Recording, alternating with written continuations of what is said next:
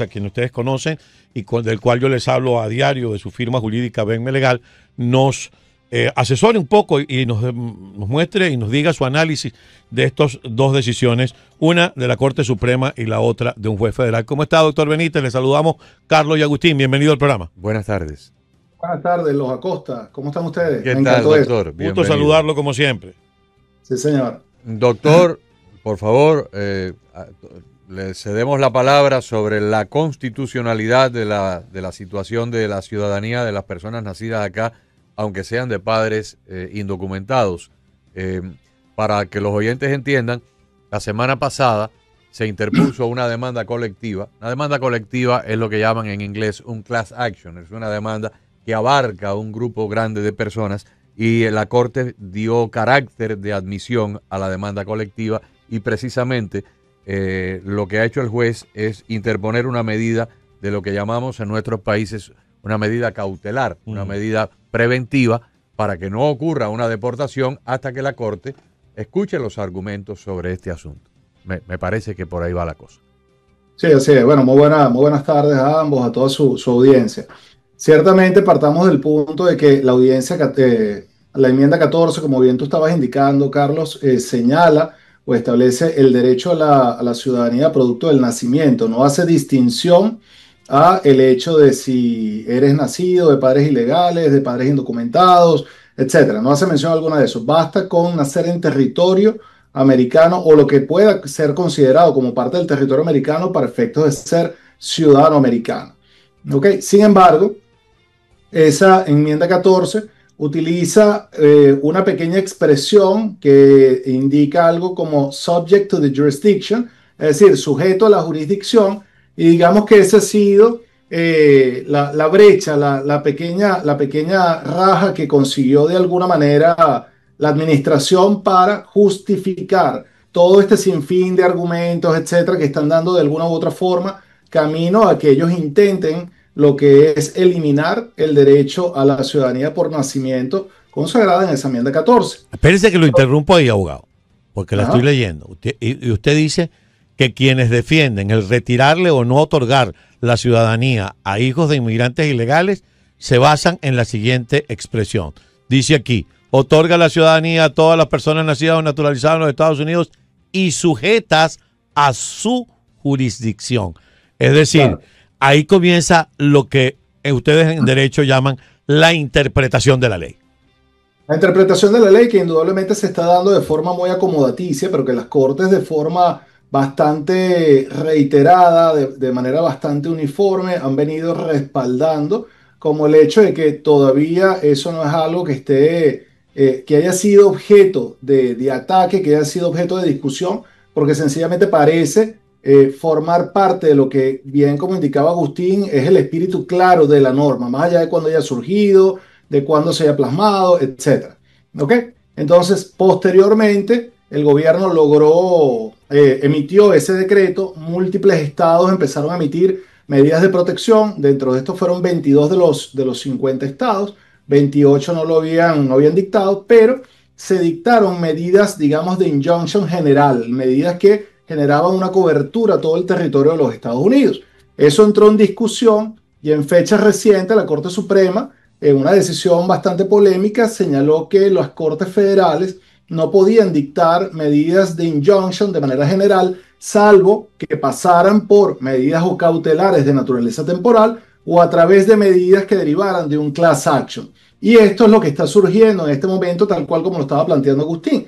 Un juez de New Hampshire, si no me equivoco es New Hampshire, en una medida pues indudablemente del día de hoy, correcto, de New Hampshire, pues emitió una decisión en sede cautelar en el marco de un class action, señalando que no iba a entrar en vigencia ese tipo de medidas hasta tanto se diera todo el proceso de fondo, porque hay una alta probabilidad de que los demandantes, en este caso las personas afectadas por la medida, logren ganar la demanda y se evite ya lo que es la entrada en vigencia de esa proclamación. Fíjate si esto es interesante, que es por ahí, por esa enmienda de jurisdicción, no por nacimiento en territorio americano, sino por jurisdicción, que los puertorriqueños tienen la ciudadanía. Así es. Porque los puertorriqueños nacen en Puerto Rico, no nacen en Nueva York, ni en Miami, pueden nacer en Nueva York. Ahí la tendrían por nacimiento en Estados Unidos. Pero si nacen en Puerto Rico, la tienen por jurisdicción, porque en Puerto Rico funciona la aduana federal de los Estados Unidos, funciona el Departamento Federal de Justicia, el Departamento de Inmigración, la Policía Federal. En Puerto Rico hay jueces federales. Si tú violas una ley federal de narcotráfico, pues te juzga un juez federal en Puerto Rico, y hay agencias del FBI en Puerto Rico. Entonces, la jurisdicción federal abarca la isla de Puerto Rico, y por ende el que nace en Puerto Rico bajo la jurisdicción americana tiene ciudadanía americana. Voy un poco más allá y lo complemento, doctor.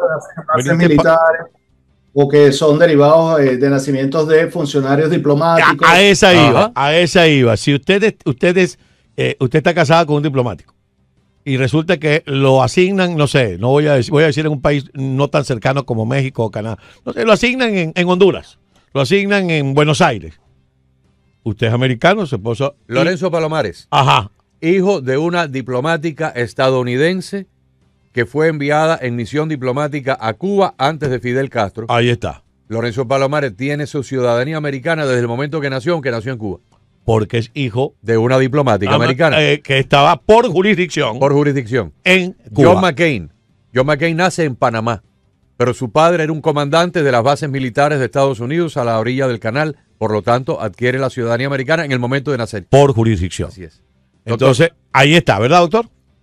Tal cual es lo que estamos hablando. Indudablemente aquí lo preocupante es que yo creo que eso está más claro que el agua, es tan evidente como cuando sale el sol, pero que de alguna u otra manera se esté buscando algún tipo de excusa para eliminar ese derecho a la ciudadanía por nacimiento. Sencillamente, si ese derecho de alguna u otra manera quiere ser sujeto de algún tipo de cambio, pues lo ideal es que se procure de alguna u otra manera alguna enmienda a la Constitución, tomando en consideración que por los momentos, en teoría, ostentan la mayoría política tanto a nivel, indudablemente, del Ejecutivo, como a nivel de las gobernaciones, a nivel del Congreso, etcétera. Lo que pasa es que sabemos que no es una tarea tan sencilla y de alguna manera se está tratando de agotar por vía de decreto. Entonces, pero yo creo que eso va a quedar saneado este mismo año definitivamente. Doctor, ayer me preguntaba una persona, y yo no le pude responder, ¿a qué edad, de mayoría de edad, un niño ciudadano americano puede pedir a su mamá o a su papá que vive en otro país? Y yo no le supe decir si era a los 18 o a los 21. 21 años. 21 años, ok. Bueno, la otra ley, Carlos. Sí, bueno, la otra ley es la decisión que ha tomado, en este caso, la Corte Suprema, que prohíbe al gobierno de la Florida poner en vigencia la ley que prohíbe a los inmigrantes entrar al Estado. Está aquí un poco lo que nos decía Agustín y lo que hemos conversado. Cada vez que un Estado quiere legislar en materia migratoria, pues desde el Supremo se les recuerda que migración es un tema de legislación federal. ¿Es correcto, doctor? Tal cual, es así. Y siempre, digamos que las distintas administraciones a nivel de los gobiernos estadales, desde Arizona, Texas, North Carolina, Florida, etcétera, han venido tratando de alguna u otra manera de legislar al respecto, pero sobre todo, que es aún lo más grave, establecer, digamos, la criminalización de esa condición de inmigrante. En el contexto de lo que tiene que ver con esta última ley de Florida, que es la SB4, realmente SB4C, esa ley estableció como una suerte de crimen, empezando por un misdemeanor, el hecho de que una persona sin documentación cruzara la frontera hacia el estado de la Florida. Pero ahí entran en juego otra serie de disposiciones y protecciones constitucionales, como la cláusula de comercio que viabiliza y garantiza el hecho de que haya una movilidad a lo largo y ancho de todo el territorio americano, las personas que ya se encuentran acá, y por supuesto, lo que es esa supremacía del gobierno federal de regular y legislar en materia de derecho de inmigración, y que los estados no pueden, digamos, de alguna u otra manera establecer condiciones que vayan en contraposición a lo que ya la ley de migración establece.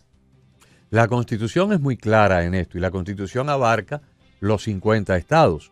O sea, si tú tienes libertad de movimiento, pues tú puedes pasar de Georgia a Florida, o de Georgia a Tennessee, o de Florida a Alabama, y ninguno de los estados puede establecer un puesto de retén de control en una autopista, a menos que haya habido un asalto, un asesinato, un robo a un banco, y haya un prófugo que está huyendo por una carretera. Entonces la policía, por una sospecha muy probable de que el prófugo puede pasar por ahí, pues puede hacer un retén para tratar de capturarlo. Pero no pueden hacer un retén en un puesto, como le llaman ustedes, una alcabala en Venezuela. En No Colombia pueden le dicen hacer retén también. una alcabala para determinar si una persona es ciudadano, si no es ciudadano, si es residente, si no es residente, porque o sea, eso es una cuestión, primero, que compete al gobierno federal, pero aparte, violaría la Constitución de los Estados Unidos por las cláusulas de movilidad, de libertad de movimiento. Claro, no, y supongamos que de alguna u otra manera que forma parte de toda la discusión que se está dando a través de la colaboración del artículo 287G de la Ley de Migración, que algunos gobiernos estadales o locales de alguna forma estén colaborando con el gobierno federal, por acuerdo con el gobierno federal para fines migratorios. Recordemos, no es que esté hablando si está bien o está mal, pero forma parte de una discusión válida en este momento. Una cosa es eso y otra cosa muy distinta es el hecho de la creación de tipos penales o de establecer como un hecho criminal un cruce desde el punto de vista migratorio, porque ya ahí estás abordando lo que es la esfera de la competencia federal netamente dicha. Absolutamente. Doctor, saliéndonos del tema, pero aprovechando su comparecencia en el programa, en estos últimos días, 10, 15 días, ¿ha habido algo que cambie o que dé una nueva esperanza a las personas en estas categorías? Parol humanitario con affidavit de garantía, 220A para los cubanos, TPS para los venezolanos y otros. ¿Alguna de estas categorías ha visto algo en los tribunales o en las decisiones de inmigración? Tengo entendido que para el día 12, que va a ser ya el sábado, algo que tiene que ver con el TPS, si el gobierno actúa o no actúa, pues sería definitorio. Sí, fíjate bien, por ley en materia de TPS, el gobierno tiene un límite de 60 días antes de su expiración para emitir una decisión y señalar o no si extiende o no extiende esa figura. Sin embargo, eso no fue lo que nosotros vimos ahorita con el caso de Honduras y Nicaragua. Ellos esperaron básicamente hasta la expiración, justo después del día 5 de julio, y emitieron determinación en esta fecha. Eso sí, concedieron un lapso adicional de 60 días con vigencia de ese TPS que en teoría no estaba previsto dentro de lo que era la redesignación anterior o inicial, y pareciera que con eso están tratando de curar ese lapso de 60 días. Pero lo que quiero decir con esto es que de alguna u otra manera esa fecha límite que tenemos nosotros del 12 de julio no necesariamente tal vez va a ser así. Por lo que vimos en el antecedente de Honduras y Nicaragua, perfectamente pudieran llegar ellos hasta el 10 de septiembre y emitir una decisión en ese momento que extienda por 60 días más, pero con previsión de la terminación. Ahora, se dé o no se dé eso, como ya vimos en el caso Venezuela con la Corte de California, el Distrito Norte de California, ya hubo medidas cautelares en el caso del TPS del 2023. Es una medida cautelar que ahorita está en revisión en este momento en la Corte de Apelaciones del Noveno Circuito y se espera que el 16 de este mes se dé una audiencia donde ya se dirima lo que va a pasar con esa medida cautelar. Del mismo modo, el juez de la causa, Ochen, de la Corte del Distrito Norte de allá de California, tiene previsto para el 1 de agosto una nueva audiencia. Asumo yo que tiene que ver también con la expectativa de poder tal vez abrazar en lo mismo lo que es el TPS del 2023 y 2021, en el supuesto de que se dé algún tipo de pronunciamiento. Y vimos como en el caso de Haití, donde también hubo una terminación anticipada de lo que es esa figura del TPS, pues inmediatamente surgió un juez de Nueva York dictando una medida de naturaleza temporal que evita los efectos de la terminación anticipada del TPS de Haití y manteniéndolo en principio hasta febrero del 2026. Entonces, digamos que vemos como hay una continuidad de acciones y de medidas cautelares por distintos jueces que están protegiendo este instrumento. Ahora, de cualquier manera, si no entendí mal, en el caso de Haití, uno de los argumentos del juez es que el Homeland Security no tiene atribución para abrir o cerrar un TPS, palabras más, palabras menos. ¿Estoy no es cierto? Sí, no es que lo pueda o no lo pueda hacer. El tema es que para hacerlo hay un procedimiento que seguir. Y el problema está en que no están siguiendo el procedimiento con esos fines, porque tiene que haber un assessment de las condiciones del país. Y aquí es donde surge una de las primeras preguntas que uno se hace. Si de verdad es una decisión basada en conciencia o es una decisión caprichosa. Porque, por ejemplo, tú ves de alguna u otra forma la situación, por ejemplo, del Salvador. Y con esto no quiero decir que espero que le quiten a los salvadoreños el TPS, pero Salvador se ha convertido en un aliado de la administración. Salvador, en teoría, es un baluarte de lo que es la política y la democracia en Latinoamérica. Salvador ha mejorado todas sus condiciones de criminalidad y economía. Aparentemente ha sido así, o por lo menos es lo que se exhibe continuamente. Entonces, la primera pregunta que uno se hace es, ¿por qué sí extendieron el TPS del Salvador? Exactamente. Muy interesante. Es bien interesante y reitero lo que usted dijo, no es que uno quiera que le suspendan el TPS a los salvadoreños, pero las condiciones que generaron ese TPS ya no están vigentes. Salvador es hoy por hoy uno de los países más seguros de Centroamérica. Es que de eso estamos hablando. Si la justificación jurídica que en teoría permite llevar a la terminación de este tipo de instrumentos está en que ha habido un cambio de condiciones país, yo creo que no hay mayor evidencia que un cambio de condiciones que están bastante palpables en el caso de El Salvador. Caso contrario en el caso de Nicaragua. O sea, ha habido un empeoramiento en Nicaragua, en Venezuela y en Cuba. Por supuesto, indudablemente. O sea, estamos viendo condiciones de que se han agravado. En el mismo caso de Haití, indudablemente se mantiene en un conflicto permanente. Pero, perdón que lo interrumpa, doctor, pero entonces no pasa esto, por ejemplo, en los países en los que le fue otorgado un TPS, por ejemplo, por el huracán Mitch. ¿Ha transcurrido cuánto tiempo desde ese huracán? Años. Casi 26 años creo Sí, que han pasado. más o menos. 26 años. Entonces, lo que generó el TPS ya no existe, un desastre natural que ya ha habido suficientemente tiempo. Con esto no quiero decir que justifico, vuelvo a lo mismo. ¿Por qué? Porque si usted analiza las razones, los motivos por los que se les dio TPS a nicaragüenses, a venezolanos y a haitianos, esas condiciones no solo no han mejorado, sino que han empeorado. En Nicaragua la persecución ahora no solamente es política, sino también religiosa. En Venezuela la crisis humanitaria se ha exacerbado y la persecución política también. Entonces no han cambiado las razones que originaron el TPS, como sí cambió el tema del desastre natural en el caso de Honduras, por ejemplo. Correcto. Entonces, esas son preguntas que uno se hace válidamente para decir, oye, ¿realmente el motivo de la terminación es porque hubo un assessment en que hubo un cambio de las condiciones país o realmente aquí tal vez se está distribuyendo de una manera un poco más favorecedora para una tendencia que para otra? Son cosas que uno señala, pero en definitiva yo siento que tenemos que mantenernos unidos en la defensa de ese TPS y se están dando medidas que ciertamente lo están protegiendo. Reitero, caso Venezuela, caso Haití por los momentos y muy probablemente vamos a ver en el corto plazo realidades como la de Nicaragua, porque aunque Nicaragua el motivo del otorgamiento del TPS pudo haber sido otro, lo ideal sería que se haga una determinación por el conflicto y el tumulto social, religioso que se está viviendo en este momento, pues que se dé una nueva designación. Doctor, para terminar, hoy vi un video del periodista Juan Manuel Cao, que ahora sale por YouTube, está exclusivamente por un canal de YouTube, y tenía invitada a la congresista María Elvira Salazar, de aquí de Miami.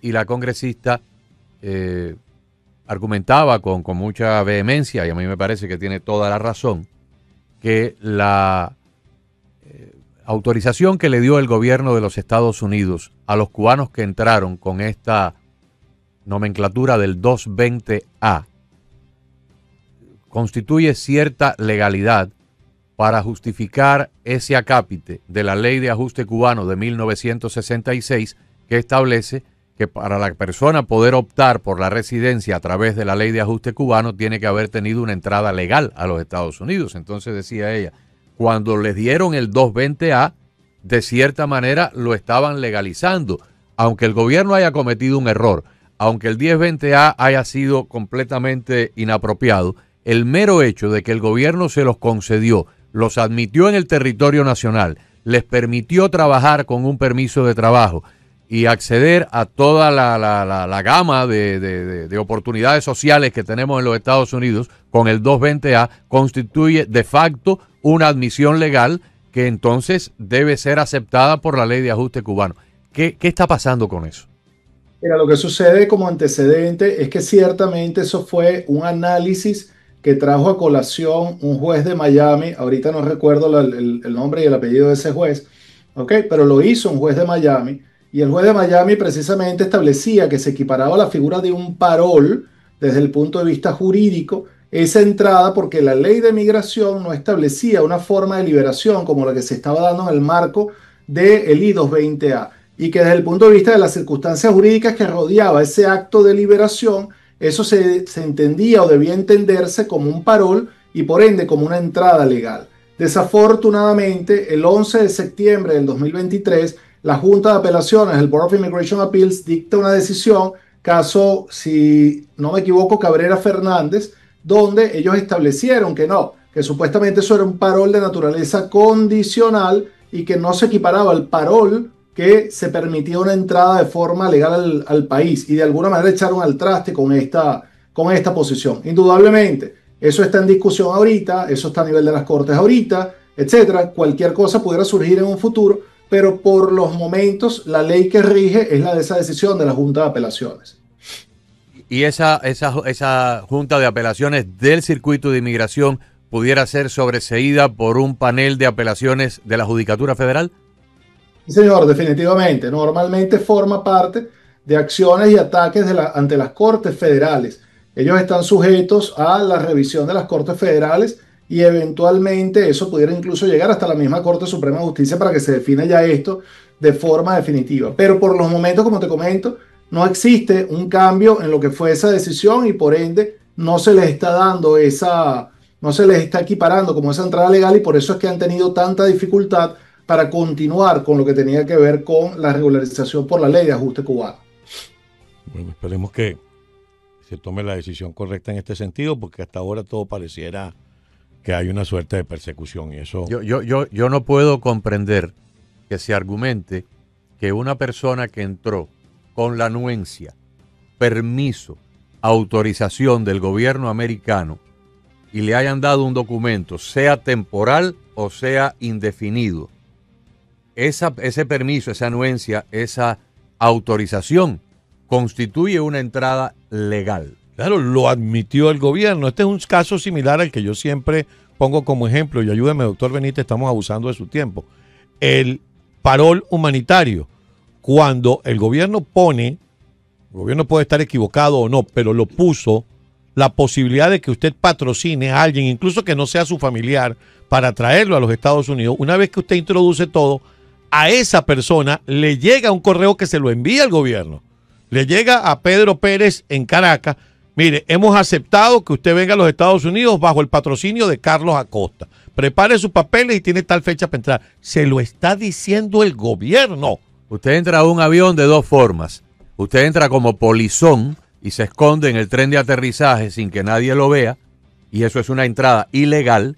O usted entra con un billete y se sienta y tiene una determinada permanencia en el aparato hasta que el avión aterrice en el otro sitio y se tiene que bajar. Usted no se puede quedar a vivir dentro del avión una semana. Se tiene que bajar cuando el avión termina su vuelo. Pero usted entró con un billete, se sentó legalmente. La persona que entró con un 220A entró con un documento autorizado por el gobierno americano. Así es. Y luego dentro del país podía conducir un automóvil, podía ir a un restaurante, podía ir a un cine. Si se enfermaba o iba a un hospital y lo atendían porque estaba autorizado con un documento. ¿Cómo es posible que alguien argumente que eso es una entrada ilegal para no darle entonces la vía del ajuste por la ley de ajuste cubano? Cuando hay una serie de personas, que muchos contabilizan sobre 14, 15 millones de personas, que sí entraron ilegales por la frontera, no pasaron por un puesto fronterizo, no sacaron papeles, no fueron permisados por el gobierno de turno. Reitero, así esté usted o no de acuerdo con lo que hizo el gobierno de turno, ya eso es harina de otro costal. Pero esa persona no violó la frontera de los Estados Unidos. Le damos la última palabra, doctor. No, definitivamente el contexto de lo que tiene que ver con el parol humanitario, yo vengo expresando preocupación incluso desde la época de la campaña presidencial, porque ya, por ejemplo, escuchábamos directamente en aquel momento, y lo pueden buscar, expresiones del mismo vicepresidente donde de alguna manera señalaba que él consideraba que todas las personas que estaban en el marco de parol humanitario o que tenían TPS automáticamente eran personas que estaban ilegales y que debían ser considerados ilegales. Obviamente la ley no lo establece así, el reconocimiento jurídico no lo establece así, por eso todo lo que se ha luchado y afortunadamente se ha logrado, pero digamos, si el mensaje viene de arriba, indudablemente vamos a ver cómo se permea aguas abajo de alguna forma, afectando como se ha afectado hasta ahorita. Muy bien.